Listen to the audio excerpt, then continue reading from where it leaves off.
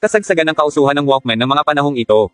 Habang nagbibisikleta si Kentaro, 25 taong gulang na kasalukuyang pupunta sa kanyang part-time job, abala ang kanyang tainga sa pakikinig sa tugtugin sa kanyang Walkman.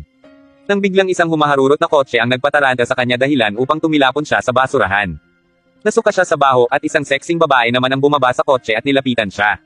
Tinanong siya nito kung ayos lang ba siya at nang lingunin niya ito ay tumambad sa kanya ang animoy lato-lato ng isang magandang babae. Kaagad siyang tumayo at umasta na parang walang nangyari. Binigyan naman siya ng babae ng 1,000,000 yen bilang kabayaran sa pinsala. Nang paalis na ito ay sinubukan niya itong pigilan upang ibalik ang ibang pera ngunit sinampal siya nito dahil ayaw pala nitong hinahawakan siya at saka tuluyang umalis. Libreng naipaayos ni Kentaro ang kanyang nayuping bisikleta sa mabait na matanda. Nang paalis na siya ay 2 lalaki ang lumapit sa matanda at tinanong tungkol sa pera. Masama ang kutob niya kaya naglakad siya pabalik na animoy sumusugod pero lumiko siya sa eskinita. Iginuguhit niya ang bawat nangyayari sa kanya at sa paligid niya. Nakarating na siya sa lugar ng kanyang pagtatrabahuhan sa isang computer program company. Ipinakilala siya ng isang babae sa kanilang amo at nagulat siya nang makita na ito ay ang maganda at sexing babae kanina. Paglilinis ng banyo ang unang ipinag-utos sa kanya habang nagtatrabaho ay pinagpapantasyahan pa rin niya ang kanyang amo. Nahuli siya nito sa kanyang ginagawa, sa takot na baka alisin siya sa trabaho ay isinigaw niya ang kanyang hinagpis, ang pag-aakala niyang may kaugnayan sa computer ang magiging trabaho niya roon. Kaya sinabi niyang marunong siya pagdating sa computer at hiniling na bigyan siya ng pagkakataon na patunayan iyon. Sinang-ayunan naman siya ni Madam President. Nang nasa harap na siya ng computer, nagulat siya sa nasa monitor nito, inakala niyang basic programming iyon kaya pinagtawanan siya ng mga nakaabang sa kanya na pawang mga professional sa pagpo-program at gumagamit na ng CO assembly o di kaya naman ay small talk. Nang dahil doon sinabi ni Madam President na hindi siya nababagay sa kanilang kumpanya at saka siya pinaalis. Humingi siya rito ng isa pang pagkakataon, pumayag naman itong gawin ang kahit anong gusto ni Kentaro basta wala siyang maaabalang tao roon. Habang nagtatrabaho bilang utusan, masusi rin niyang inaaral ang ginagawa ng mga empleyado roon at inililista ang mga nalalaman niya. Bagay na napansin sa kanya ni Madam President. Ipinagpatuloy niya ang paglilinis nang biglang matapakan niya ang timba at nadulas siya, tumilapon sa ulo niya ang bag na may lamang itim na bra. Sa pagkamausis ay sinubukan niyang isuot iyon nang biglang marinig niya ang tawanan ng parating na mga empleyado kaya natarante siya at nagtago sa locker. Habang nagpapalit ng damit ang 3 babae ay sinilip niya ang mga ito at iginuhit. Tubog na ang araw nang lumabas siya sa locker, nakita niya ang bukas na computer at ilaw ni Madam President. Nilapitan niya ito para patayin at saka inisip na matutuwa ito sa pagkukusang loob niya. Nang bumalik si Madam President sa halip na matuwa ay nagalit at sinuntok siya nito pagkat 3 buwan pala ang ginugol niya upang maisulat ang importanteng program na iyon. Deadline na rin yun bukas na ngayon ay nabura lang. Humingi ng tawad si Kentaro at ibinigay kay Madam President ang kanyang notes na pinunit lang naman ito dahil sa galit. Naghinagpis naman si Kentaro pagkat aniya ay hindi matutumbasan ng pera ang notebook na iyon dahil mas mahalaga pa iyon sa buhay niya. Gayunpaman muling humingi ng tawad si Kentaro at sinabing gagawin niya ang lahat mapatawad lang siya nito. Lalo pang tumindi ang galit ni Madam President nang nalaman nito ang tungkol sa perang ibinayad niya kay Kentaro ay naubos na kaagad, inisip niyang ipinangluho niya lang iyon. Makalipas ang 1 linggo, puspusan at halos wala ng tulog ang lahat para lang magawa muli ang program. Nang halos panghinaan na ng loob ay nakita ni Noriko ang program na nabura ni Kentaro sa isang CD. Kaagad niya itong ipinakita sa lahat. Sa kabila ng kasiyahan ay nagalit si Madam President kay Kentaro pagkat inisip nito na pinagtitripan siya at sinadya nito na mabura ang program pagkatapos itong ilagay sa isang CD. Nang akma na siyang susugod kay Kentaro ay sinabi ni Noriko na iba ang program na iyon kaysa sa ginawa nila. Kaagad yung sinuri ni Madam President, mas maganda at mas madali iyong gamitin kumpara sa ginawa nila. Ang lahat ay humanga at sinabing mabilis matuto si Kentaro. Agad nilang hinanap si Kentaro, ngunit sa labas ay 2 matanda ang naghahanap rin dito dahil sa pagpapahiram nito ng pera sa kanila ng panahong gipit sila. Hindi nila lubos na kilala si Kentaro pero alam nila na nagtatrabaho ito doon. Naisip ni Madam President na sa 2 matanda pala ginastos ni Kentaro ang ibinayad niyang pera. Umalis siya upang hanapin si Kentaro. Mali pala siya ng pagkakakilala dito, ang totoo ay nag-drop out si Kentaro sa Tokyo University dahil nabisado na niya ang buong kurikulum.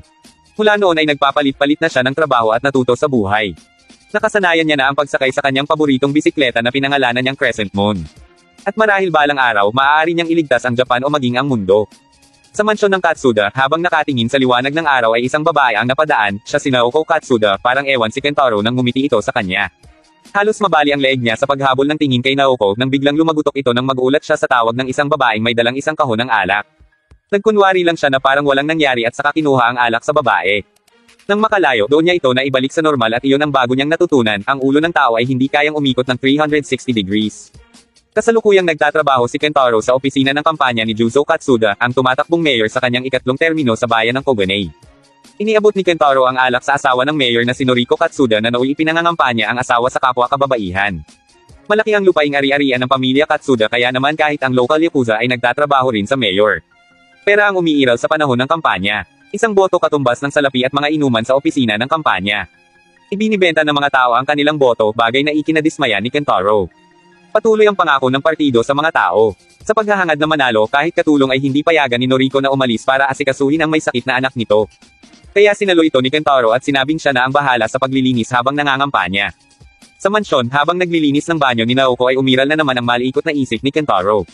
Dumating ito at nagulat sa kanya at sa kanya ipinaliwanag kung bakit siya ang naglilinis doon.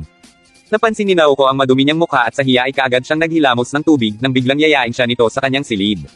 Tila na kuryente si Kentaro sa pagkakahawak ni Naoko sa kanyang kamay. Habang naglalakad ay kung ano-ano ang maduming iniisip ni Kentaro. Nakarating sila sa silid at doon ay pinahiram siya ni Naoko ng tuwalya. Habang pinagmamasdan ni Kentaro ang silid ng dalaga, nagulat siya nang bigla itong naghubad sa likodan niya na tila walang ibang tao. Sa pagkakataong ito ay nakikita siya ni Kentaro mula sa salamin at halos matunos siya roon. Gayunpaman, sinasadya pala ito ni Naoko upang subukin si Kentaro. Nagawa pa niya itong lapitan at tanungin kung ayos lang ba ito, doon napansin niya ang bangukol sa pantalon ng binata at saka ito nagtatakbo palabas. Kinabukasan habang naglalakad sina Naoka at Yuka, nakita nito si Kentaro. Nilapitan niya ito at muling nagpanggap na mahinhin, nagkunwari pa siyang nahilo para lang pahawakan kay Kentaro ang kanyang lato-lato na ikinagulat naman ito pero nagawa pang sukatin ang size ng bra ni Naoka. Tumayo sila at bago umalis ay ibinigay ni Naoka ang isang imbitasyon kay Kentaro na nagsasabing pumunta ito sa kanyang silid sa Sabado ng gabi. Pagsapit ng gabi, nataranta na naman si Kentaro nang makita niya ang gitnang parte ng lato-lato ni Naoka at inisip niya na may balak sa kanya ang dalaga. Yun pala ay magpapaturo lang ito sa pagsosolve ng fractions. Habang umiinit ang pangangampanya, patuloy naman ang pagpunta ni Kentaro sa silid ni Naoka upang turuan ito.